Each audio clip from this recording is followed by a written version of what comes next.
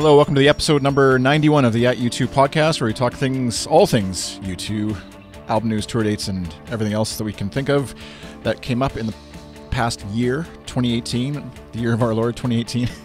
I'm Chris. Well, we don't do like every show recapping the whole year. Oh yeah, we're recapping every single concert that U2 did, every single event that U2 had this past year. So buckle in, folks. It's going to be about a 5 to 6 hour podcast. Matt and I have scheduled potty breaks, so we'll alternate going to the bathroom. And no. Well, that would be interesting, wouldn't it? I'm sure there's podcasts out there that do that, but yeah, no, we're not going to do everything. We're just going to cover highlights. And because it's just you and I, we get to pick what those highlights are. But listeners have sent in suggestions using hashtag AskAtU2 and also on our Facebook, facebook.com/ATU2com, right? I don't have the link in front of me, but... I think so, yep. And some thoughts there. And so obviously as you're listening now, it's a little bit too late to send in your thoughts, but actually feel free to send them in using hashtag AskAtU2 on Twitter, or find the post on Facebook if you're so inclined on our page about the episode being released. And we'd love to just continue the discussion further after the fact. That's what social media is for, being social and all that. So like I said, I'm Chris. He is Matt. The other voice that you hear is Matt. Welcome back, Matt. Hey, Chris. How are you? Happy holidays. Yeah, I think it's holidays. It feels like the chaos. I'm anxious for the holiday part. Are you covered in snow up there? We have snow, the usual amount. So okay. I mean, more than you, I think. It's crazy because we had our first snowfall about 3 days ago, and then it melted 12 hours later. And today it's like 50 degrees and sunny. And I was looking at the 2-week forecast all the way out through and past Christmas, and it's going to be in the 40s and 50s, which is. We're not usually that warm. We're usually 30s or so. So that's like above freezing anyways, right? Above freezing, yeah. Yeah. So I'm not complaining because I'm not a cold weather person. So we're not too much cooler than you, actually. We're about maybe 5-10 degrees Celsius cooler, but just below freezing. Anyways, this is not a weather podcast, as fans of my other podcasts will know. Oh, okay. And welcome to the live stream, Document Zero. Thanks for watching. They posted. Thanks for posting on Facebook. You can join live now. Yeah. Awesome. We kind of focus on Twitter because it's so handy, but today we actually remembered Facebook. So yeah, I know it's one that I know there's a huge amount of folks who are on Facebook. Huge obviously, audience. I keep hearing about it, so we should probably remember to post on there. Yes, we should. It is a lot of work to copy and paste a post over to Facebook. No, it's more when you're busy getting everything going, all of a sudden you sort of forget, and then we're going, and then Anyways, we have, actually one thing you've been really busy with is the new At U2 site we should mention. So atu2.com, if you're not familiar with, it's the website that this podcast originates from, and you have a new redesign? Yeah, we just launched as we record. This is Thursday afternoon, so I guess it was late Tuesday night. We finally turned all the buttons and flipped all the switches and launched the new website, and it's been, my gosh, Chris, we've been working on it for years and years and years, and it's almost now that you've launched it, it's almost time for a redesign. It really is, right? It's so, when something takes that long, like I'm already tired of looking at the site. I know. It's like brand new to everybody. I'm like, oh my gosh, I've been looking at this for 2 years now. But not quite 2 years. But no, it takes a long time, and frankly, it took a long time, in large part because of our own delays and things that we were wanting to do and all that stuff. But it's also because the band has been so stinking active nonstop for the last 3 years, and working on a new website is hard enough, and even harder when you're needing to keep your regular website updated and tracking everything the band is doing. And so yeah, I am sounding all whiny, but anyway, we are just very excited that the new website is finally out there and launched, and there's little things that you kind of overlook. So we're still polishing up some of the shine and fixing some of the things that we find. But it's really cool to have it out there. And if somebody wants to, what's the best way to sort of send feedback? If like my Android device from 5 years ago doesn't display any sort of posts or something, or whatever the issue might be, what's the best way for folks to send feedback? On any of the social channels would be fine, but probably the easiest one would be an email to there's a contact page on the site. They can find me or anybody on the site and send an email that way, or just webmaster at u2.com is an email address that gets checked. So anything like that. And yeah, if there's something that we did overlook or got lost in all the shuffling, that would be great to hear. And I know there's been a few issues. If anybody's watched or using the at U2 app on iPhone or Android, right? There was some issues with that updating, or maybe that's been sorted out now. Yeah, well, because yes, the app will. I mean, I think it's like borderline impossible for the app developers to get too far into what they need to do, because the dev site was private. It wasn't out there for public, for them, the apps, to communicate with the private site. So they were kind of hamstrung in what they could do, but now we have everything live, and so the feeds will get all updated. And so Jason and Braden are in the process right now of working their magic on the apps, and those should be up and running, I would expect, in the next day or two. But I'm not an app developer, so don't hold me to that. Yeah, it's easy for you to say. I just wave a magic wand, snap your fingers, and the app's updated. No problem. And while so there's an article you can check out, which will be in the show notes if you want a link, but obviously just go to atu2.com. But also another article or interview that was posted recently that you may have slipped past your radar if you're just listening to the podcast is a part one, I guess, of the interview you did with Willie Williams, set designer and U2 tour show guru. Director, and yeah, he's got all kinds of titles, and and fanboys like me emailing him all the time with questions and all this sort of stuff. So yeah, we for the past few years, each tour, he's been gracious enough to do a sort of an email Q&A interview kind of thing. I mean, the first time he did an interview with us, I think it was 2001 or 2002, it was just this epic interview. And I was like, I mean, the website was like 5 years old then, or 6 years old or whatever. And it was just like the coolest thing in the world that we actually had this interview with somebody that close to the band. And so, we've kept in touch and all this sort of stuff. And so we tried to do this interview. I sent, as I do at the start of each tour, here's my questions, answer whenever you can. And it was just, he was, I guess, too busy during the first leg of the tour, and there was just all sorts of craziness going on, and we just never connected. And we thought, and then he said, well, let's try when the start of the European tour comes around. I'll answer some questions then. And then kind of things fell apart at the beginning of the European tour. I'm sure we'll talk about this when we get to the year in review recap, because what was it? The second show is when Bono lost his voice, and so that just sort of threw everything into all their sort of plans went off in a different direction. So we just never connected. And then this email showed up out of the blue about I don't know, a week ago or 10 days ago, and he said, here's what's going on, and here's answers to your question. So part one was just sort of this thing that he wrote on a train from Dublin to Belfast before the first Belfast show, I think it was. And it's just like this stream of consciousness, like he used to do with the tour diaries on u2.com and wherever those got posted. So that was really cool. And then the second part was he went back and answered a bunch of the questions that I had been sending him over the course of the year. So that I hope we'll post early next week if all goes well. So nice. Yeah, it's cool a good stuff. Good read, and a good I think, like you said, behind sort of, you get a little taste of behind the scenes of what and why, and some of the things that we even theorized about, I know, on this podcast, about things they were doing and why they weren't doing other things, and kind of like a great encapsulation of the tour. And so like a kind of just like a look inside their brains and how they react and respond to different things that happen, and what that forces them to do, and all this sort of stuff. So yeah, it is good stuff. Yeah. Almost if the idea of listening to us prattle on about the year in review, just go read that article or that interview. That'll probably be just as good a summary.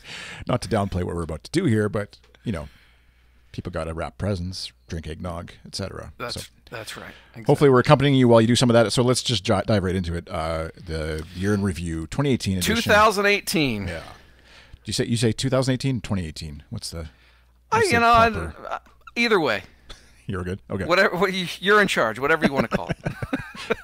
So way back in January, if we can roll back the time machine, U2 announced their European tour dates, which there's much consternation and worrying, I guess. I remember about after the North American tour was launched and announced, and then when was the European tour dates going to be announced, and This was a year, I guess, of kind of like odd promotional stuff that U2 was doing, and kind of like you think they're going left, and all of a sudden they go right, kind of, and especially for U2 fans who are trying to plan international travel, as it were, Yes. it was kind of stressful, I'm sure. So that's one plus for those of you listening or watching out there who don't have the opportunity to travel to see U2 internationally. It was actually a really relaxed year because you weren't worried about whether you were going to be able to fly and when you needed to fly, and etc. So, anyways, I'm getting ahead of myself.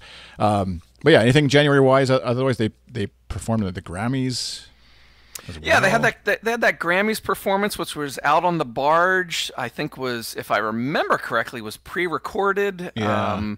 And Get they Out of did a Your Own couple Way, different right? songs and all this sort of stuff. But I think only one of them aired during the Grammys. It was kind of interesting. But yeah, it was. I agree with what you said about kind of a different marketing and promotion kind of thing, because they had, I mean, and we could talk about this at any point during the year, but I guess we could just address it now. Like they did like 8 zillion remixes of like every single that, like they did all these different videos. They had multiple videos for different songs, and I think we kind of determined. I'm sure we talked about this on one of the previous podcasts, that with chart success now being so based on how often things get streamed or played or listened to or whatever, it's sort of in the artist's best interest to put more content out there to get people consuming more and streaming more. And so I like other artists.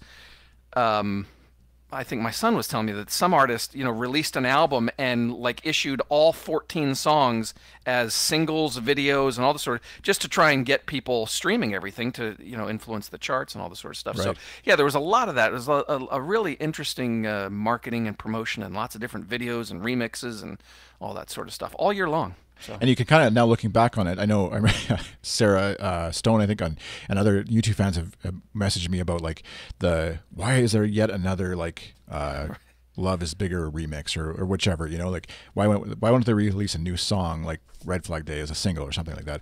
And I think I remember seeing an article go across at YouTube about how wherever they were, was it like they had some chart success anyways in the dance remix charts of some sort, and because of some of that. And so you kind of see like, okay, they're trying to just they know the rock pop fans are there, and yeah. so now they want to get back into some of that Yeah, stuff. So. yeah. It was. I think it was "Love Is Bigger." It went to, at some point during the year, it hit like #1 on the dance charts because they had like 40 or 50 different remixes, and it's not that. And the charts aren't based on like a single remix. It's based on how often all of the remixes together get played by DJs in the clubs and streamed and all this sort of stuff. So it's a bizarre time we're living in with how Yeah. they determine what success is. It's so different from what it was, 5-10 years ago. Which is, it's kind of like the Netflix of music now, where it's just like dump it all at once, let them. Yep.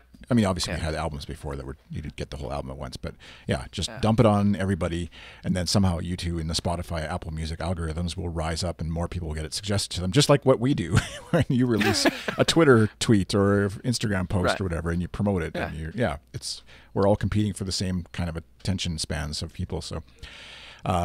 Anyways, not to digress into social media commentary and advertising.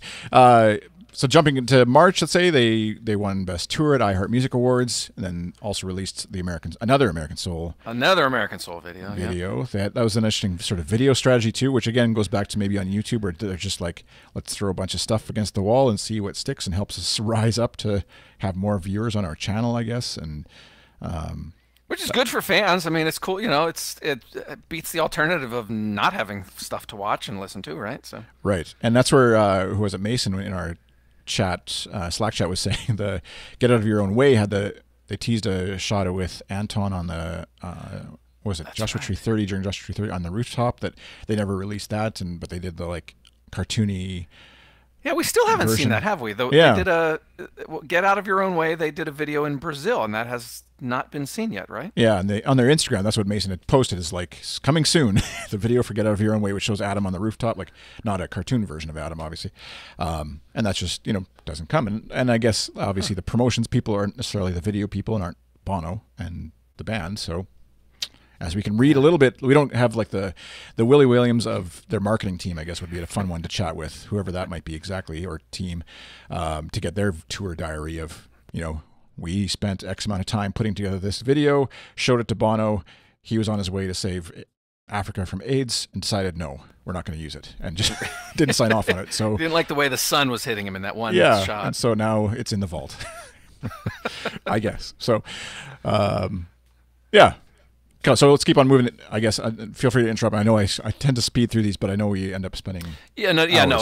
Keep speeding along, because there'll be things that we need to slow down for when we get to the tour time for sure. So April saw the Lights of Home Beck version hit Record Store Day release, which is fun, and Beck of course was on tour with him for a stop or two, right? Or am I mixing up tours? Yeah, he did. He opened up.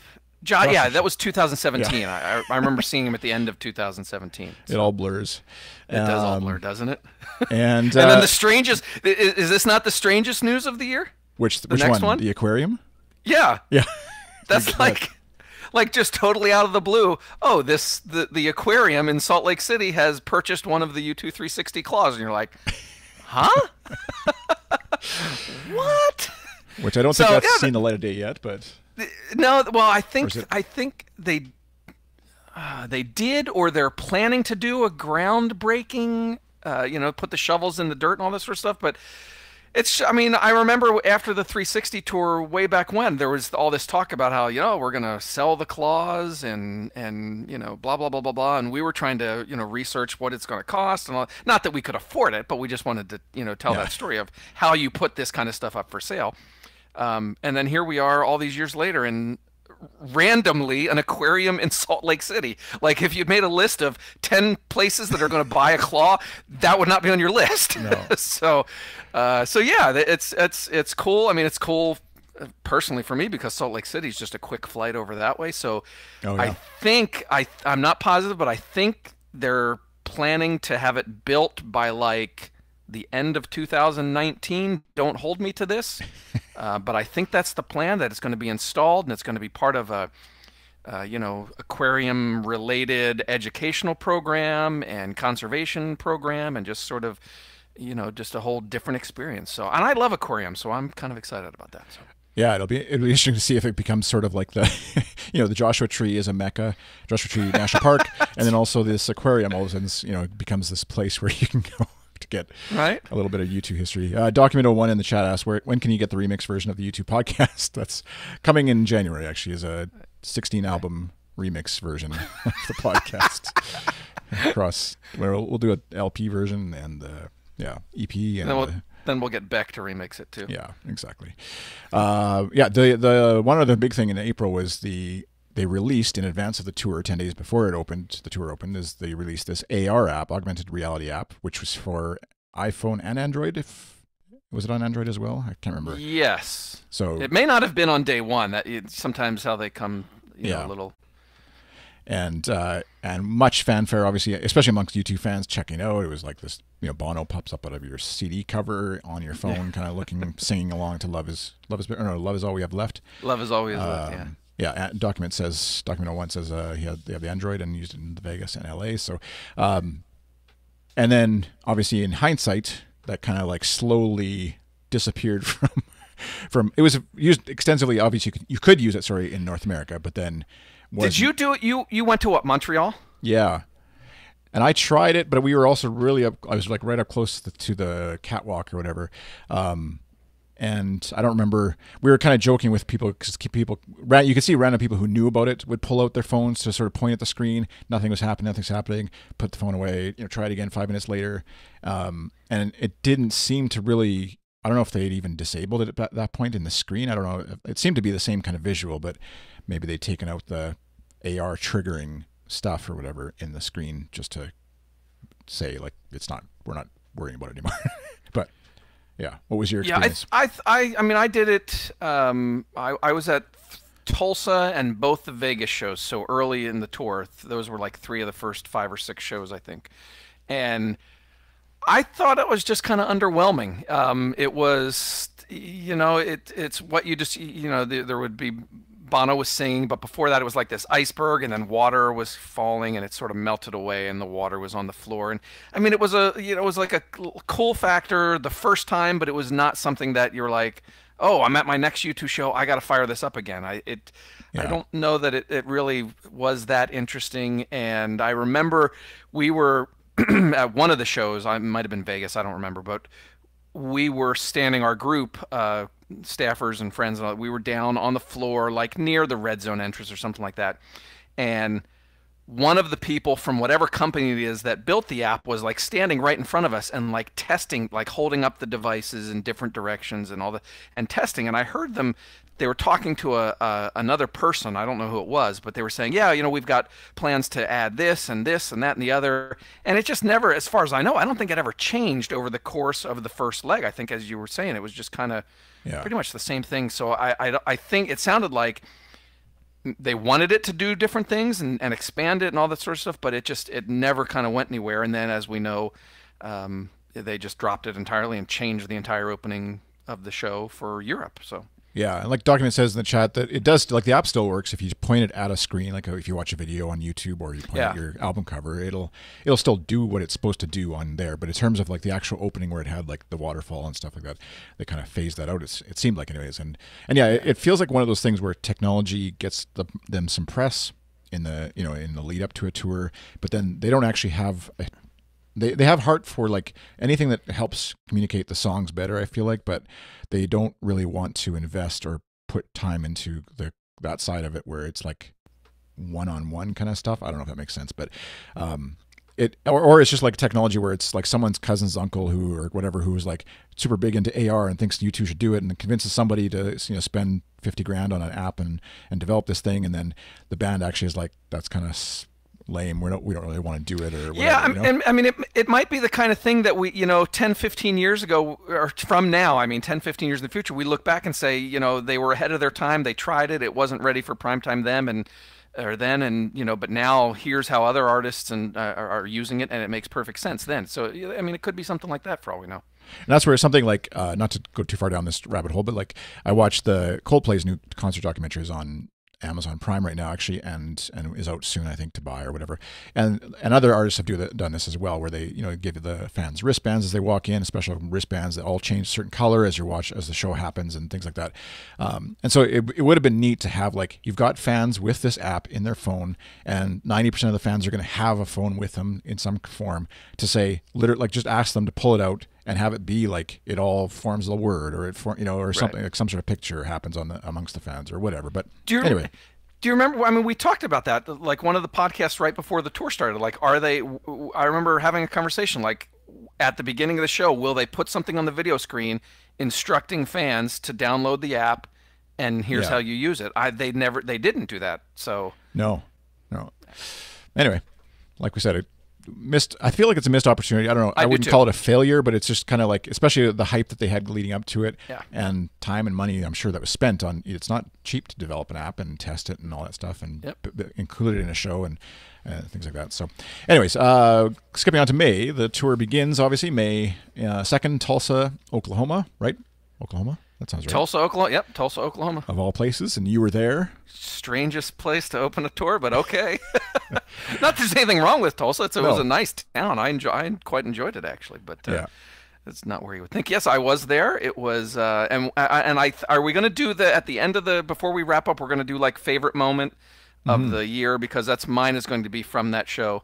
But yeah, it was a good time. It was an interesting show. It's like, it was a typical U2 tour opener where they're still sort of getting the hang of things and working their way through it, and the show gets, significantly better within a week or two when they've got their groove on. So yeah, but it's always interesting to see the first show of a tour. And Bono and Edge were on Ellen around that time as well, obviously promoting it, doing an interesting acoustic version of Vertigo, if I remember correctly, which is kind of a funny choice for. Yes. I'm always amazed when they do acoustic Vertigo. It's not the first time they've done it. It's such a heavy song, and it kind of blows my. I'm not a guitarist, you are, as a non-guitarist, I get blown away to see Edge do that song acoustically, and the fact that it actually sounds a little bit like Vertigo. So yeah. Yeah. Yeah, it's not the easiest one. I mean, the riff is fairly easy, but like in terms of some of the stuff Edge is doing, it feels like if he was hoping for like a quick, easy, like staring at the sun kind of acoustic song, Right. it's not that. But at Buzz1Daddy said, seeing U2 in consecutive years was. So we asked folks, obviously, on Twitter and elsewhere what their favorite moment of the year was. So we'll include some of those throughout the show. But at Buzz1Daddy said, seeing U2 in consecutive years, hanging in San Jose at the SAP with partner in crime Spud, taking in U2 EI Tour, bumping into Uber U2 fan Trish. You've seen her in the IE Tour video as the cool young lady who dances with Bono in mysterious ways. At Tim Jar, right, said somehow winding up just one row of people deep. You got the name right. It's the end of the year. I had to do it. From the E stage, closer than I've ever thought I'd get to be the magic that this band makes. Hearing Gloria and Ocean live, of course, the real best was realizing that Acrobat was in fact just an unspectacular retread of Exit. What? Not my words, Tim Jar's words. And not something fans should have wasted so much time clamoring for the band to play live, ducks to avoid projectiles being thrown his way. I feel like maybe Tasula wrote this, actually. No, but wow, Tim. those are some fighting words. But I mean, I guess I understand. Like fans have been clamoring for it. I feel like it more than lived up to the expectations. That's a big highlight of the year for me. Is I don't know if it's the highlight because you heard it so many times, obviously over the course of the year. But finally hearing that song live and having it for me personally, unlike Tim, live up and exceed expectations of how they would do it live. I guess briefly, what did you think? Obviously, you're disagreeing with Tim. He called it an unspectacular retread of Exit, and not. Oh my gosh! No, I was very much into Sula's camp prior to the start of this tour, that I didn't understand why the whole of U2 fandom wanted them to play this song, because it was just sort of a middling. I don't think it's a great song on the album. It was like a sort of a another mid-tempo song, and they have a million of them, and I just didn't think that it would translate well live. And then they played it, and it was fantastic. And so that should be the last time we quote Tim on this podcast. That's all I'm saying. I'm tossing that out as a sort of a resolution for 2019. No Tim comments. We'll take that to the board, I guess, and see if what kind of if they get a seconder for that motion. Wow. Matthew Gruber said, Bono making eye contact with me and slightly raising his eyebrows as if to say, hi, you were singing and not looking through your phone. What's up? During Lights of Home in Nashville, which is kind of cool. So I think there's lots of fun, obviously, on the tour for fans. And like they said multiple times, this is kind of like a tour for the hardcore fans, is how Edge, referred to it at one point. Yeah. And so lots of, obviously, love and hate for some moments, I guess, in the tour. Who was it? Was it Mason or somebody in our Slack? It was like towards the end of the European. It must have been at the end of the European tour. Somebody said, like, imagine a year ago if you had said, yeah, U2's going to be on tour next year, and they're going to play Acrobat and Dirty Day, right? Yeah. Like you would have been locked up for being crazy for saying that. But yeah, I think it is important to remember how far outside the realm of possibility the idea that Acrobat would get played was up until this point. And obviously hearing it, being rehearsed initially, I think in Laval, Montreal, originally, and then kind of like, okay, maybe they actually will do it, and then actually them doing it. And then, even still, until you actually hear it yourself or see it yourself live, I guess it was hard to believe that it was actually happening. So Willie talks a little bit about Acrobat and McFisto's return in part 2 when we get that posted next week. So nice, something to look forward to. Preview teaser. Excuse me. So Joshua Tree Tour won some Billboard awards. Sirius XM added a YouTube channel, and then big kind of cool moment for a lot of fans was that U2 played the Apollo Theater as part of their Sirius XM, I guess, a promotion or whatever. Right. It was all contest winners, right? And then obviously family and friends of the band and stuff. But that's how you got. It wasn't like tickets for sale, if I remember correctly. Or was no, there was nothing for sale. But they did like there were like 5 or 6 different contests. There were like a couple of them were on Twitter, a couple of them were on Facebook. I think there was something on U2.com and like. Tasula and Kelly from our staff, or one or the other, or maybe both. They like one of them was like wear a U2 T-shirt and tweet about it, and they won. They got selected that way, and so yeah, it was really cool. I wasn't at the show, but everybody, and it was different to some degree from the main tour set list and all that sort of stuff. But I mean, everybody that was there just said it was like a religious experience. So I mean, and you can picture, seeing you two play in a little theater like that. It's, Yeah. Be very, very special. Yeah, Bono, you wrote, I guess, Bono. I was going to say someone wrote, but Matt McGee wrote. Bono called it a bucket list item, and when U2 played Harlem's legendary Apollo Theater for the first time, and so he crossed off his list. So very cool. Yeah, bring out the horns and everything for the show. Lots of fun. U2 conference happened in Belfast, which I know I saw Sherry, I think, tweeting about, just saying like that's a highlight for her of the last year too, is having that experience, and any sort of gathering of U2 fans, even if there is no concert experience to be had, is a great time, I think, to be had. And Absolutely. Kevin Shannon commented saying Acrobats as well was a highlight for him, specifically the Edge's solo in Acrobat, which I would just put a ditto stamp on as well. Another contest they did, Bono and Edge performed at the Cape Cod Beach House, which Sherry was able to take part in and watch, and which would be just a neat, again, acoustic set, and seeing them completely outside of their element.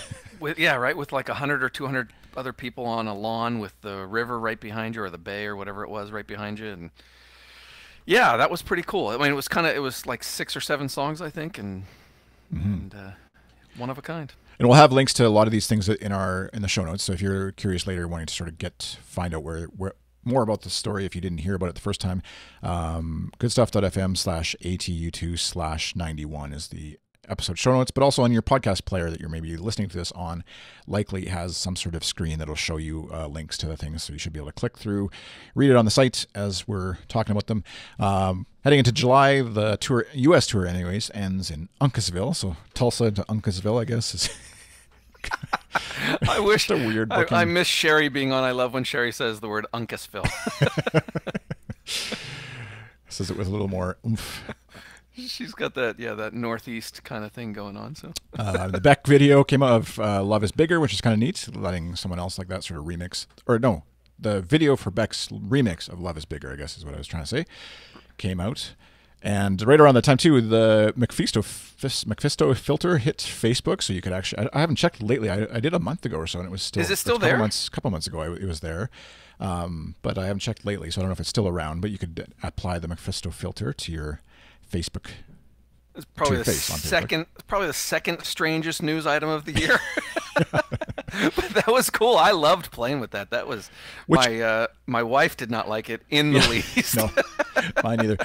I feel like I don't even know if there was any promotion of that from U2 officially. Was there? I feel like they definitely came out without any promotion, and then afterwards in some form. Did they? They did like a week after it was there.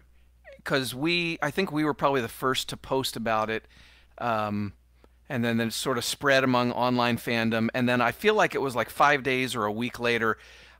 I don't remember if they put it on U2.com or just on their Facebook and Twitter, but they did do some promotion of it. I don't remember how extensive it was. Yeah. That's where, again, a lot of the tech stuff feels like it's like, I don't know who, I'm just going to make up somebody, but like Bono's cousin, who's like super into this stuff, convinces the band to try it, but then the band is like doesn't pay attention to it after they sign off on the check or the memo or whatever, and so it doesn't really reach any sort of critical mass, and you kind of just have to find it on your own. But anyways, August is when the European started in Berlin, August 31st, all the way back then. That's still back in 2018, if you can remember that far back. And the Europeans tour starts, and then in September is when Berlin showed PPD. Postponed. Oh, postponed. Sorry, yeah, it says Berlin. The words in our notes say Berlin showed PPD. Oh, showed. Yeah. Sorry. So show. Postponed after 5 songs due to Bono losing his voice, which was I remember I posted that and I retweeted or whatever, and like had friends commenting and saying like, holy crap, that's like something like that obviously scary. Registered beyond, a U2 fandom of like, and it obviously makes for a good headline, or not good, but like headline of, Bono loses his voice and might not. It's never a sing juicy again. if you're an editor at a news publication that's a juicy headline. Yeah, Bono one loses you his want to voice. definitely So, get up yeah. there. So, But no, that I mean, I remember. I wonder if it was the same for you. I remember, like, because you can follow along on Twitter, and so everybody's like, the show is stopping, something's wrong with Bono's voice, and then like within the hour, somebody had posted video on Facebook or yeah, Twitter YouTube or video or whatever it was, and you're like watching it, and I was like legit scared. I was like, oh my gosh, that looks really serious to me because I remember like I'm zooming in, I'm getting right in on the video, getting up close because I need, I have glasses and all, so I got to get close. And I'm like, it looks like something in his neck snaps. I'm like going immediately to like worst case scenarios, like Yeah. muscles are torn in his throat. He's never going to be able to talk again. I'm like, oh my God, what is going on here?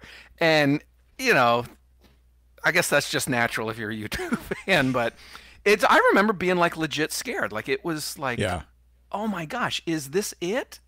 Yeah. And wow, thank God it wasn't. I mean, they didn't cancel. I mean, they did the next show, didn't they? Yeah, like it was just the one show that they missed. And so in the end it felt like, okay, it was probably nothing, but yeah, like during that day or two after or whatever, it was kind That of, was scary. yeah. And that's where, again, reading various accounts, whether it's Willie's or I forget who else's sort of account. There's an article, I think, about that sort of time, looking back on it a little bit and just like how close they were to like, okay, is this the band themselves thinking like, is this it? Or is this just like and obviously with knowing what we know now as far as, some sort of health scare that Bono had to put even before the Joshua Tree 30 tour came out, and sort of relative to that, like obviously they had this experience once already of some form where it's like, is this happening, or are we done now? Is Bono dying, or is whatever happened with him? And so similarly, obviously, for as far as the band is, not that it's the same. His family is very much appreciative if he's alive, even if he doesn't have his voice. But as far as the band is concerned, if Bono can't speak, the band is done, right? And Oh, for sure. and so, yeah, just that terror of like, what do we do? There's the immediate, obviously, of like the tour and just the logistics of that, but then bigger And then picture. Yeah, longer term stuff. Yeah. And then the next show, when they do get on stage, you're like, all right. That probably was like the most listened to stream, like all the Mixlers and everything. Like Yeah. the whole world, all of U2 fandom is like tuning in, like, OMG, what is this going to sound like? Is he going to survive? Is he going to get through the first song? Well, it was like, wow, that was it was a crazy, crazy time. And yeah, as you mentioned, and Willie talked about in part one, and I think talks about some more in part two when we get that posted.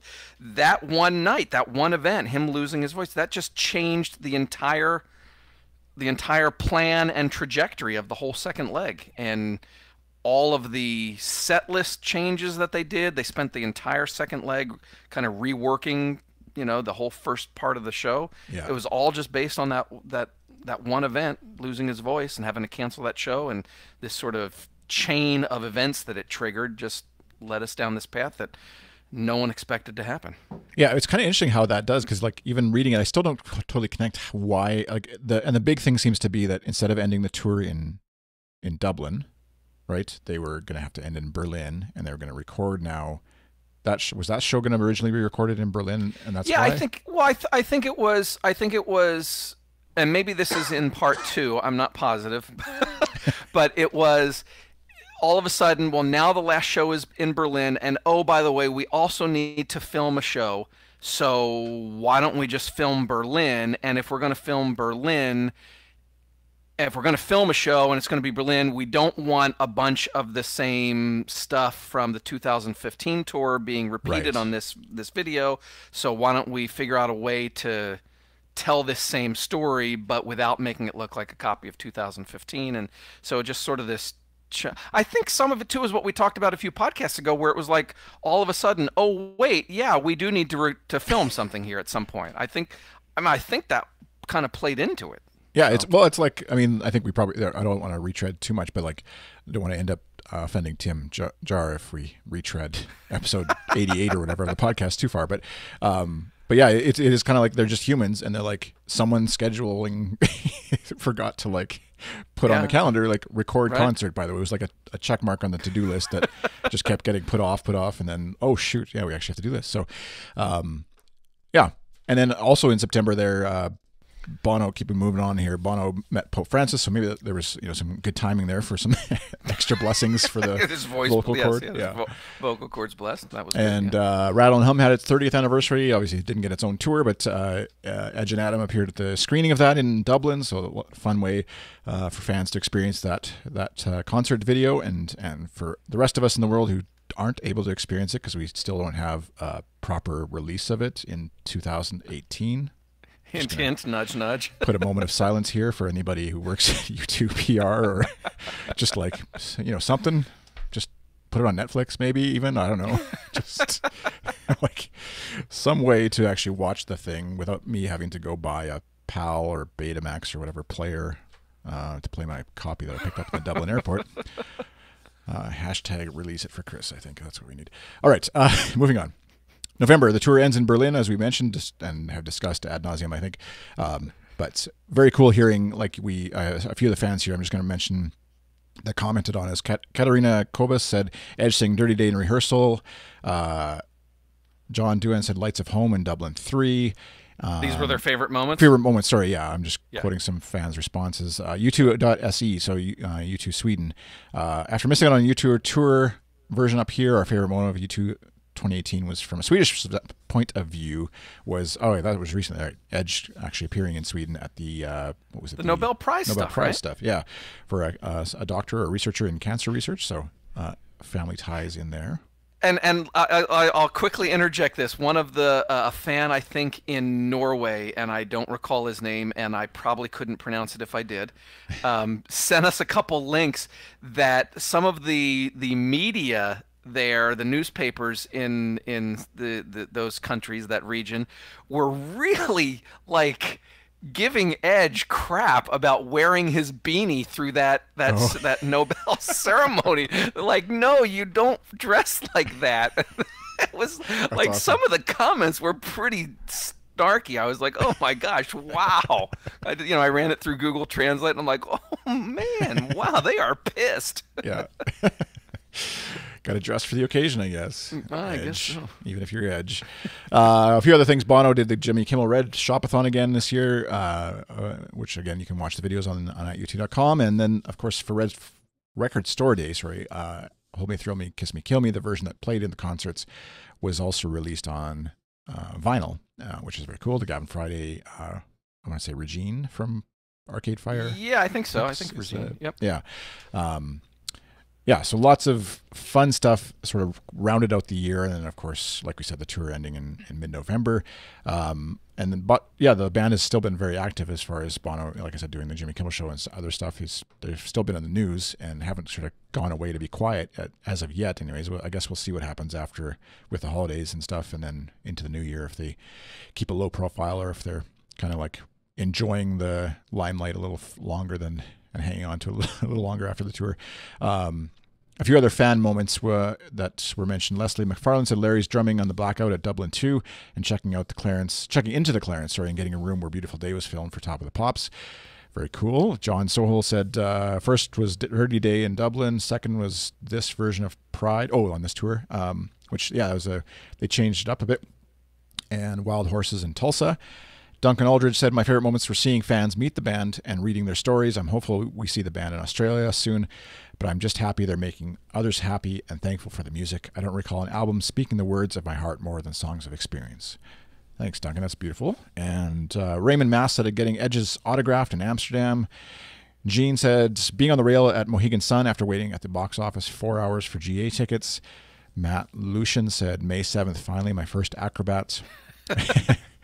Juan Pedro Garcia said, seeing Madrid, or 20, where are we here? Sorry. September 18th, Madrid, the Edge in front of me playing until the end of the world. Kelly Crankshaw McLaughlin said, first time seeing Acrobat in years. Sorry, I copy and paste people's names off of Facebook and it just grabs whatever their name. I don't really mean to list all full names. And Hiding in the Berg on Twitter said, not too late to get this in. Landlady at Dublin 4, hearing my favorite Songs of Innocence Songs of Experience song, the one that breaks my heart every time, the best of his love songs, was the reason I decided kind of last minute to go to Ireland with only a hope of getting a ticket. So very cool. I think that's all the stuff that we that folks sent in anyways. I'm sure there's many more favorite fan moments, and even on staff here at U2, it's a busy time of year, and so trying to get folks to send in stuff or whatever was a little bit rushed for this episode anyways, but I know there's lots of fun moments. What about you, Matt? What was some of your fave highlights over the year? My favorite moment of the year was in Tulsa.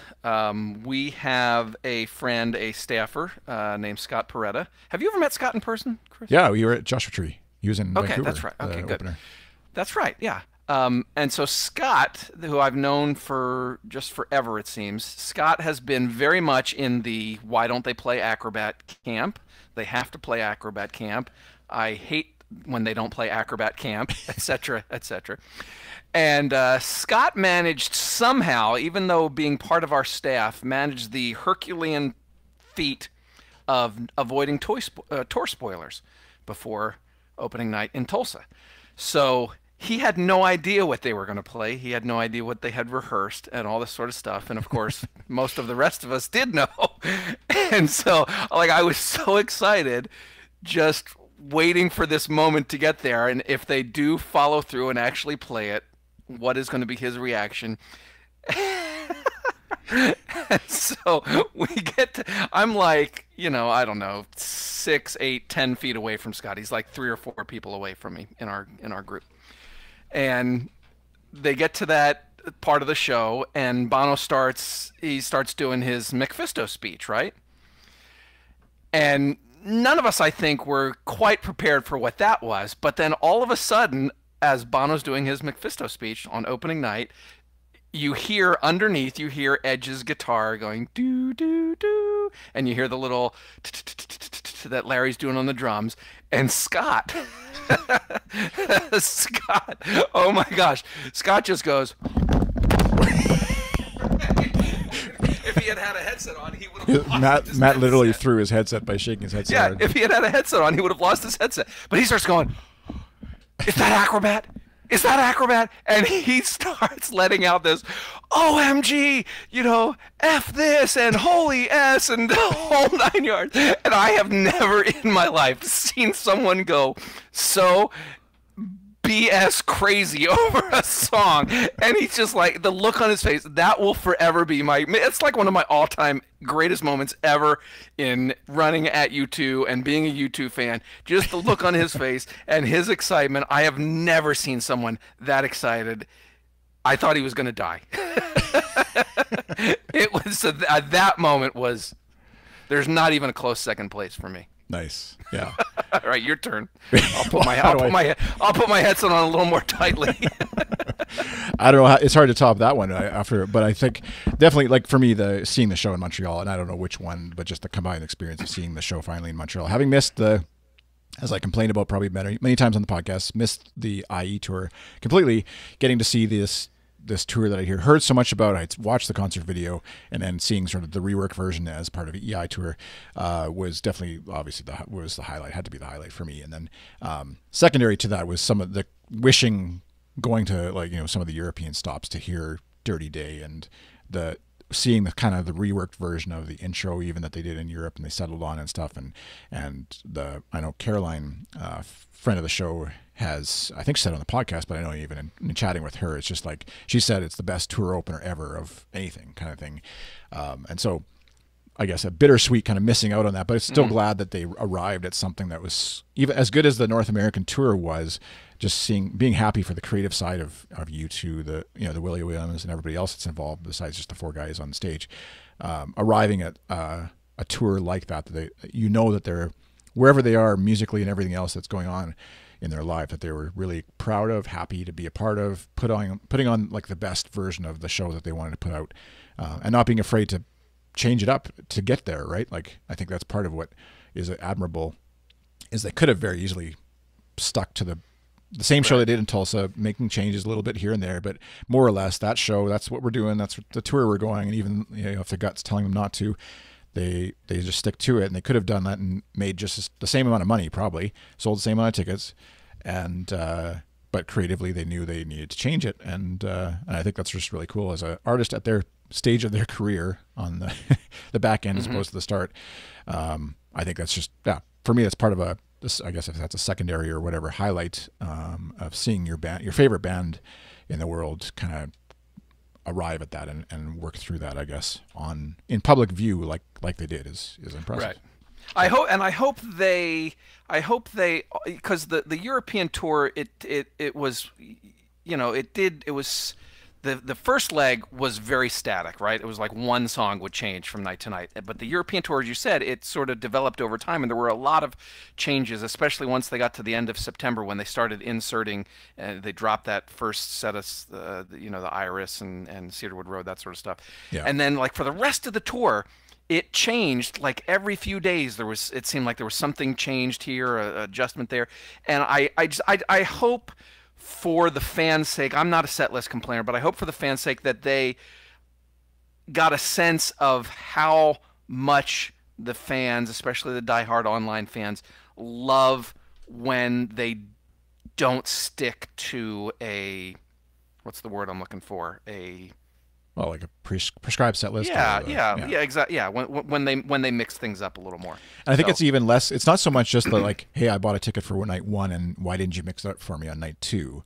Like, there certainly is a contingent of fans who are like that, are just like bitter that U2 didn't change it for them or whatever.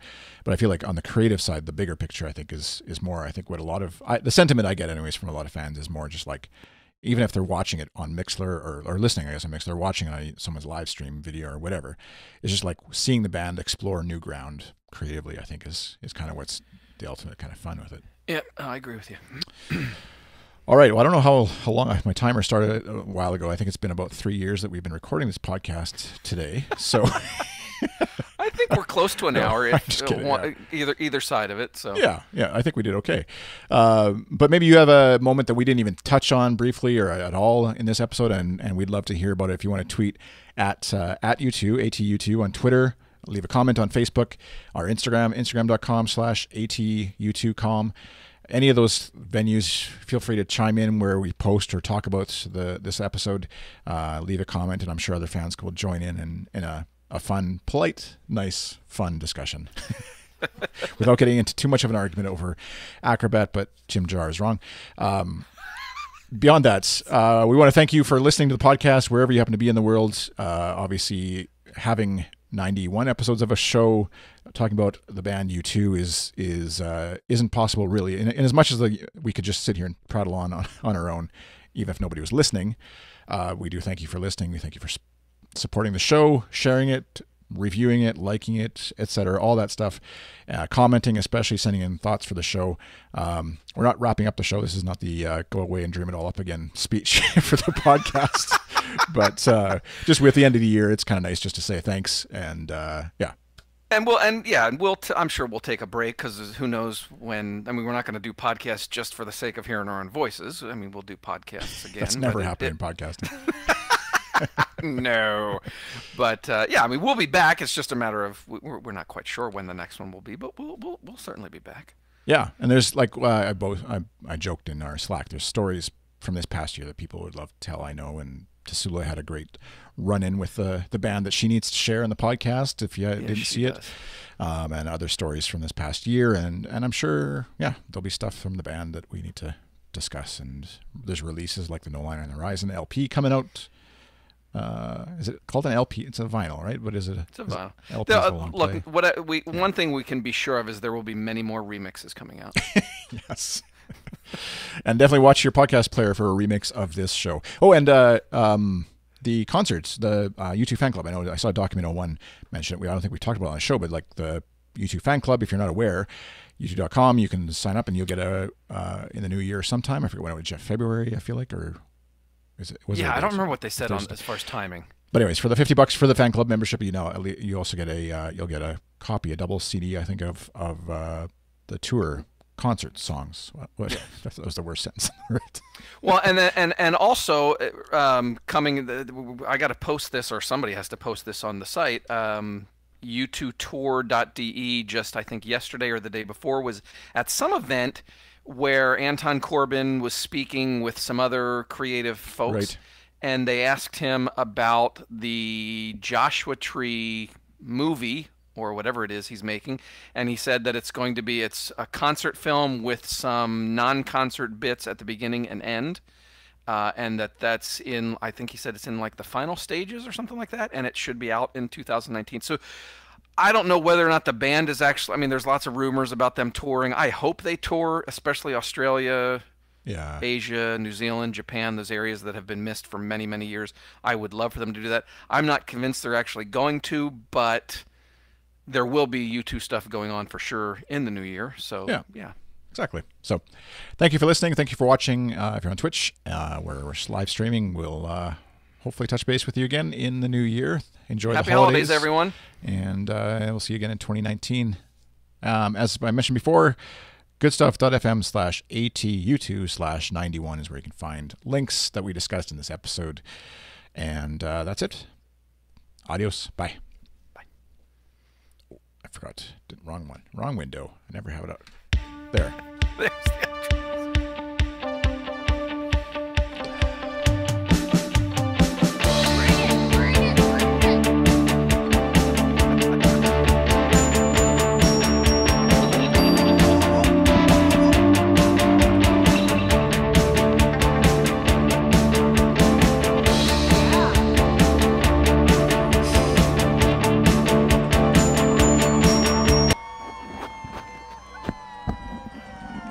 when my headset went flying, the little air. There's my hell yeah.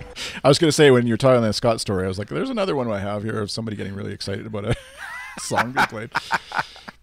Oh, I will never forget the look on his face, and that was amazing. That was amazing.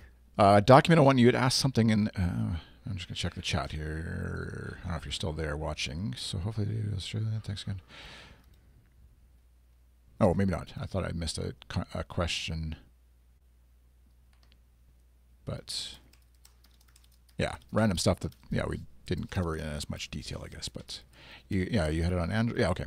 Sorry, I thought maybe we missed a question that you had from the show. Yeah, and we'll try and, Facebook is definitely, obviously, like I said, we'll definitely try and post on there. And we understand that folks aren't always on Twitter, or folks who are on Twitter aren't always on Facebook, vice versa, and it's good to post on both. So exactly. So, yeah, I think we went right about an hour, because in Slack it was 1:25 when Kenny was having his problems, and we said, well, we'll just do it as a Kenny having his problems. Okay. Yeah, I've got an hour 18 on my recorder anyway, so it should be cool. Should be good. All right, mister. Right. I think my kids want to play Fortnite, so I got to get off the internet. Go get them. Thank you for all your time and work on the podcast this year. I will be ready to post whenever this one gets edited. No rush, obviously. Yeah, no problem. All right. And sorry, you tend to post the show after you broadcast it, so I tend to just watch them already recorded. Actually, I'm curious, where do you watch it on YouTube, or how do you find out about the show being out? I'm curious if you're still there, just for doing a little market research. Document 01 was awesome. Was like our co-host today. Because you post on Facebook when there's a new episode, right? Like when it's for edited, sure. Published, or whatever. Yeah, once it's published, then it goes on the site, and then to the social channels. I'll have to try. I can't remember if Transistor's little player.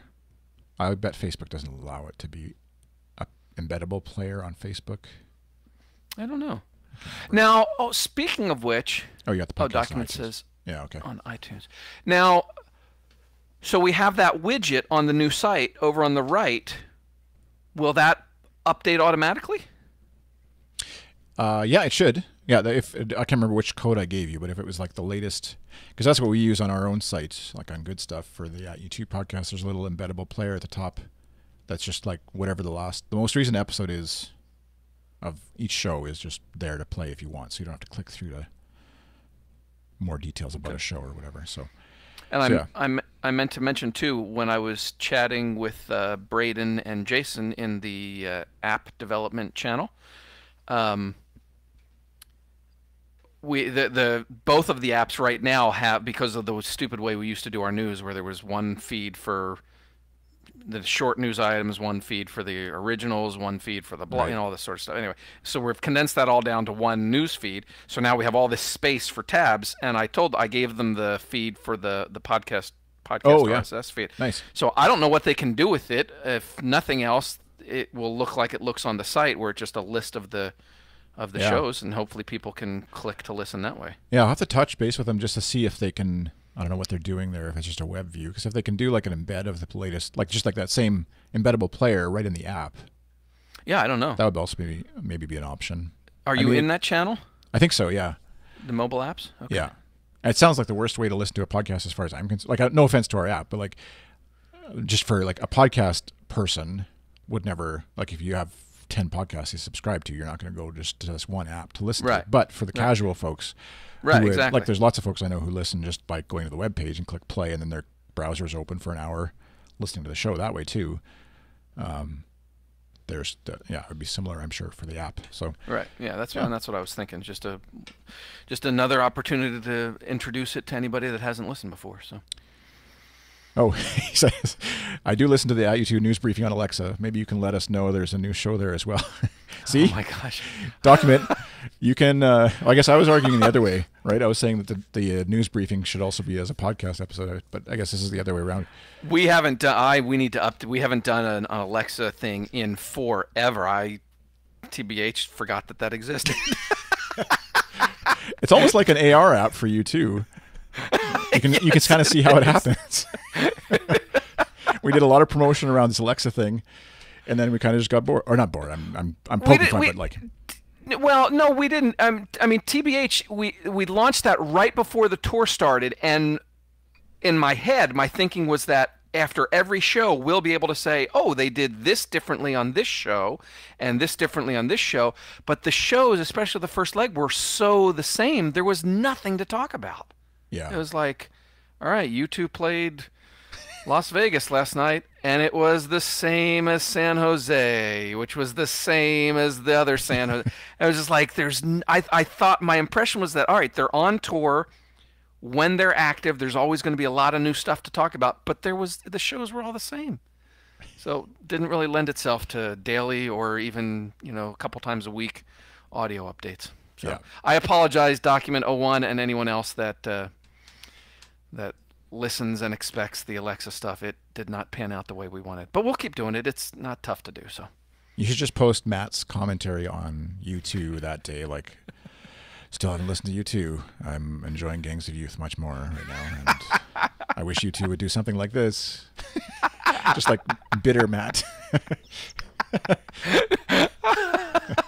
I was DMing with Kelly Eddington yesterday and the day before, and she used the phrase residual grumpiness. I said, yes, I have a case of that. Oh gosh. Yeah. Yep. Too funny. Yeah, we could do it like it could have been like a weather forecast. You're right, Document. Like tomorrow, we're sure they're going to play Gloria. 50% chance of all because of you. If we had time and if we had money, and well, time equals money or whatever sometimes, but yeah, it'd be fun that's where like a Zoo TV-esque news briefing like that, or Alexa skill thing or whatever it's called, would be awesome. Like just like if you could have BP Fallon from Zoo TV era, shouting stuff at you while on tour from wherever they happen to be. The guy on it's like the Zoo TV Oh, yeah. interference. The guy that just Yeah, the spits out newscaster. random phrases. The Yeah. newscaster with the random phrases. Oh, we got to do one of those. Yeah. In 2021, if they do the Achtung Baby anniversary tour, that is so what we're doing. Yeah.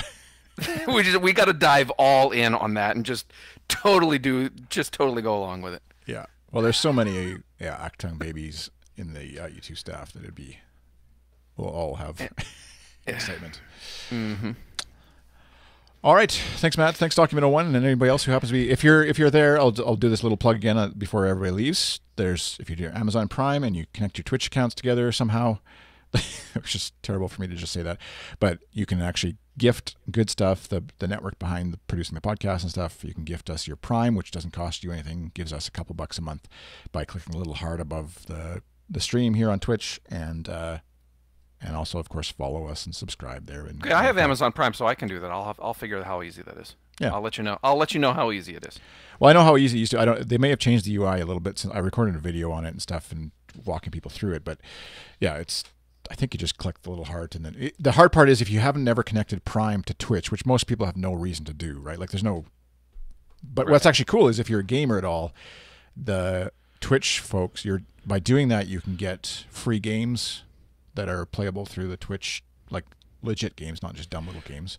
They give out free games each month and stuff that you can install on. It's all Windows games though, unfortunately. So anyway. Do I? Okay, so I have a Twitch account. I know that, and I obviously have Prime. Do I connect them on Amazon or Twitch? It's on Amazon Prime Twitch. Here, I'll get to the link right now, just because I should set up a command.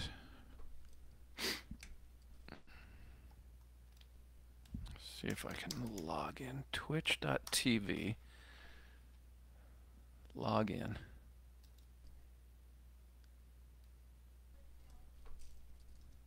Where's my chat window? Yeah, twitch.tv/prime will kind of get you started if you...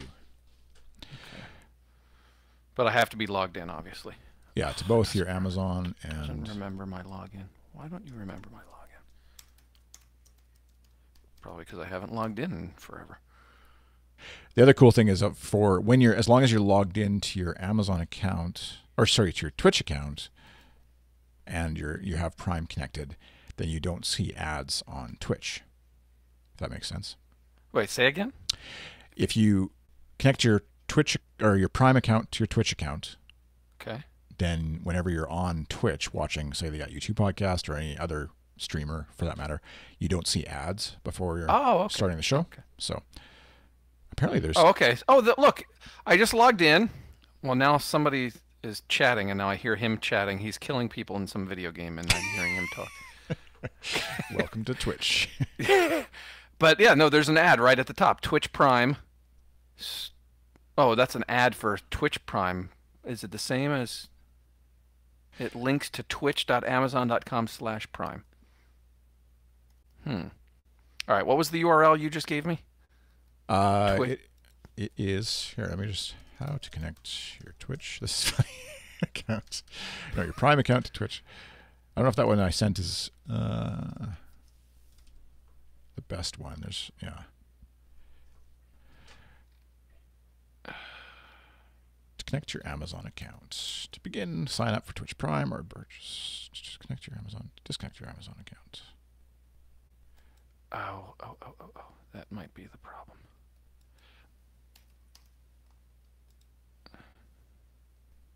Okay, that. Okay, so now I'm logged in to Amazon too.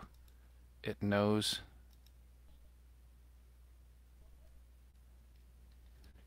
Okay, so it's asking me to try Twitch Prime. Is that what I want to do? Yeah. Yeah, you shouldn't pay anything for it if you haven't. Like as long as you have Prime, you wouldn't have to pay anything for it. You pick your country, log into your Twitch account.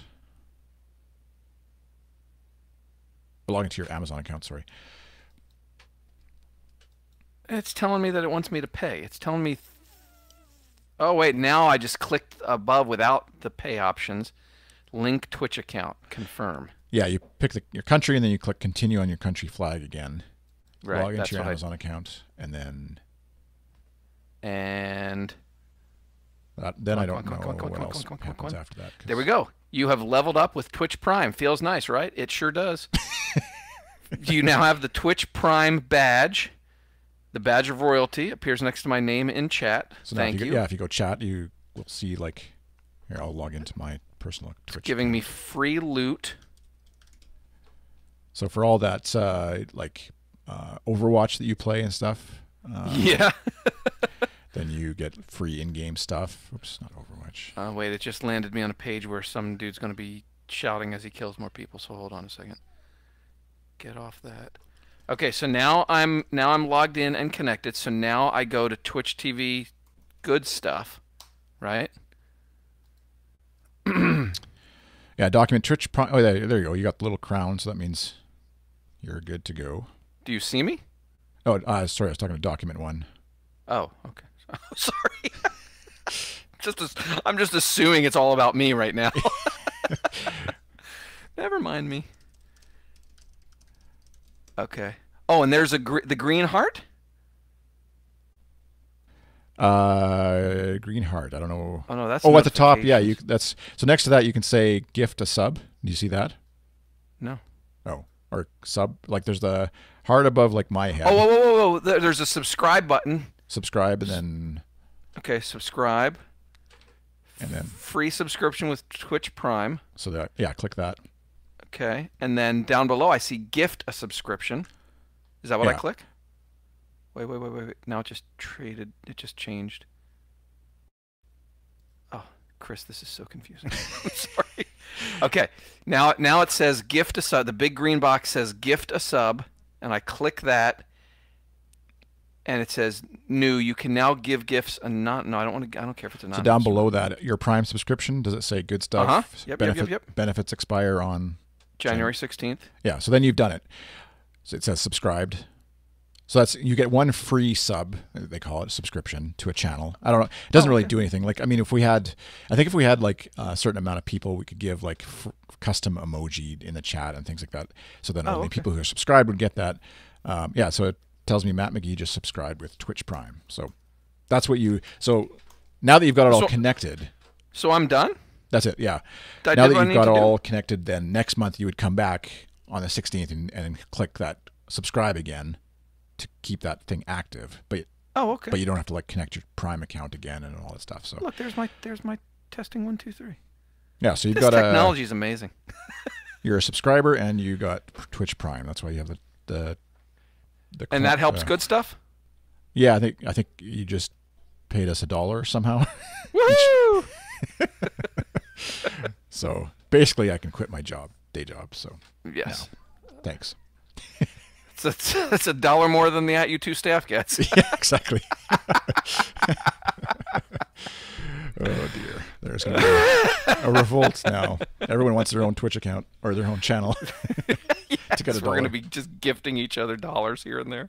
Yeah, somehow it feels like when I subscribe, I'm giving myself $1, but it's got through Amazon Prime basically, that instead of just going into Amazon's pockets, I think. All right. Well, I'll next time I see you tweet about this, I'll make a note to log in and check to see if I need to redo it. So yeah, I know it's kind of silly. Like they should just let you do it for like a year. Yeah, like let you say like, I'll just do it. Yeah, for 6 months, just do it. Yeah. But anyway, thanks Document 1 for watching. If you're still out there, and 8 other people, and we're gonna turn off the stream now. So go get some fresh air, do whatever you need to do. Until next time, adios.